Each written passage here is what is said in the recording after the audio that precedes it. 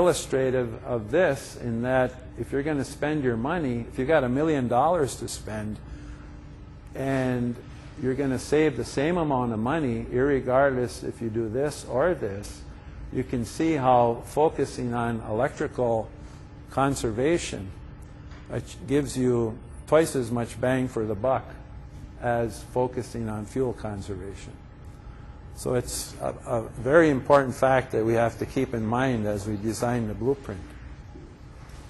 If you look at biomass, just on the thermal side, per $1 million, you know, you get a pretty good number if our preliminary calculations are right. Biomass cogeneration, also not bad. It's equivalent to this up here in terms of CO2 reduction. The actual payback is much less. Per million invested, it's around 71,000 instead of 100,000 because the payback period is longer. Wind, somewhere in this range, but again, very competitive in terms of this. This is photovoltaic solar, and this was just based on a calculation I did. I don't know if it's always that bad, but this particular example came out like that. And so per million, you know, you're not getting very far. And same thing with solar hot water heating is kind of low here. At least some preliminary numbers appear to seem. Any question on this particular chart, Bruce? Those are all without tax incentives and other governmental. They're just simple numbers, real rough. Yeah. Yeah, no complicated financial calculations. Dana hasn't gotten into it yet. Okay, so as we craft our blueprint, you know, here could be a hypothetical energy package. You know, hopefully we could identify $5 million worth of electrical conservation. And that would reduce our power take from UPCO by 18%. It would reduce carbon equivalent by 8%. On the fuel side, if we spent the same amount of money, we could reduce our fuel by 17%. But notice now, this is only dropping by half of what the electrical is. Biomass, if we spent this kind of money, maybe we could reduce our fossil fuels by 80% and be 80% renewable in terms of our thermal requirement and reduce CO2 by 19%. Biomass cogeneration, if we spent $6 million, we could expect a electrical reduction of about 23% and 10% reduction on carbon. If we put in a 4 megawatt wind farm, maybe a couple of, say, two megawatt machines or something like that at a cost of $8 million, our electrical would go down this much and our CO2 here. So it's kind of a preliminary look at numbers, and we will be working on fine-tuning these and honing these down and getting some more concrete numbers to work with. Yes, Melissa? How? Well, yeah, this would be converting a boiler to biomass and just producing, keeping the steam at 80 psi to provide thermal, to meet the thermal load. This one would be raising the pressure in the boiler to 600-700 pounds, running it through a turbine, making power and exhausting at 80 psi to the system. And I'll go over that a little bit here quick, but our time is getting short here.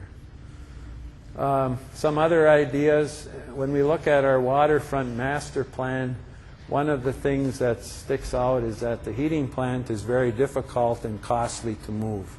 The steam distribution system is backward. The big pipes are at the bottom. The small pipes are up on the top. And besides, it only takes 50 million maybe. So one idea is, well, what if, you know, given that that's there and it's likely to stay there for some period of time, what if we created an energy park around the heating plant and made a park which students could use as part of an educational component in which it featured such things as biomass, cogen, biofuels, wind to some degree, either large or demonstration units, maybe some small solar. Maybe we'd leave some space for a future plug-and-play if that ever came to be. But that's just an idea. That's something to think about. And that would be, here's one concept of it. Here's the heating plant. But biomass would take some kind of a, might need a new boiler or use existing. It needs a storage building. It would need an electrostatic precipitator. It would need a stack of some kind, which could be aesthetically objectionable. But then I thought of, well, why don't we build a lighthouse here and hide it inside of a lighthouse? And it would look kind of neat.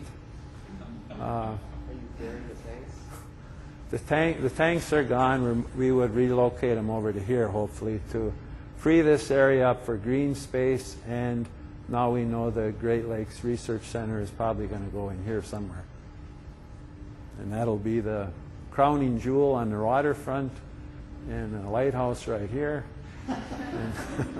No, these are just ideas. Okay. For biomass, what it would involve is, one way is to take our existing boiler, which was designed for high pressure. If fuel was burnt right in it, we'd have to derate it. We'd have to have a storage building. We'd have 5 semis a day coming down there delivering fuel. We'd have to have fuel handling equipment, a dust collector, electrostatic precipitator to stack, and maybe overfire with natural gas. Biomass cogeneration, that's adding a superheater to our boiler, operating at 675 psi and 825 degrees, put a 2 megawatt turbine behind it, and exhaust to campus at 80, maybe have a second line at 20. We could improve our thermal balance by, as we replace electrical driven chillers, maybe with steam absorption. This building needs an air conditioner really bad, and that would make a good balance. Or a central loop that we could provide chilled water to the campus. Wind options, you know, these are more demonstration type sizes. This 2 megawatt large wind scale turbines are quite big, 300 feet up to the hub, rotor diameter of 300 feet. Wind, you know, would you want it accessible to students for educational components? Big question is where do you put it? Where do those things go, especially if you're talking about these? And how do you connect them up? Where do you find enough wind to make them work? Solar, I guess these might be more, this would be more of a demonstration size, but even a 10 kilowatt. When you think of 10 kilowatts as opposed to our normal demand of 5,000 kilowatts, it's not a huge amount. But that would require about 2,000 square feet, a 50 by 40 area. I mean, you could put some on the Dow roof, for example, or maybe in this energy park if that ever worked out. Also, as far as solar, panels for heating domestic hot water on selected buildings, or in the energy park and have a domestic hot water loop to the buildings, or we can switch over to waste stack heat in the winter. The mix of options that we come up with is going to depend a large part on the availability of capital. And it also depends on how we prioritize and weigh these objectives, in which we will be asking for your assistance in doing. So our initial focus, to sum it up, is campus thermal and electrical. It will be followed up by an online survey.